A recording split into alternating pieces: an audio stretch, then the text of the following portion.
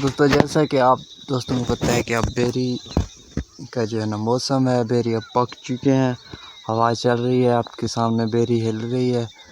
तो वहाँ से ना जो बेरी नीचे गिरते हैं मैं उनको उठा के खाता हूँ। अब दिखाता हूँ आप दोस्तों को कि बेरी ये गिरे हुए हैं ज़मीन पे, गिनते भी जाएंगे एक ये किसी चीज़ ने इसको खा लिया, ये ख़राब है। और ये हो गए 2 और ये ख़राब, ये भी ख़राब है,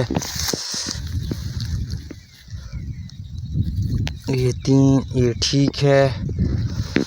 और सरकारी ये हो गए 4, ये भी ठीक है। अब कोई और ढूंढते हैं क्योंकि हवा चलती है ना तो बेरी नीचे गिरते हैं। ये हो गया 5 बेरी मैंने चुन लिए। अब मज़े के साथ इनको खाऊंगा।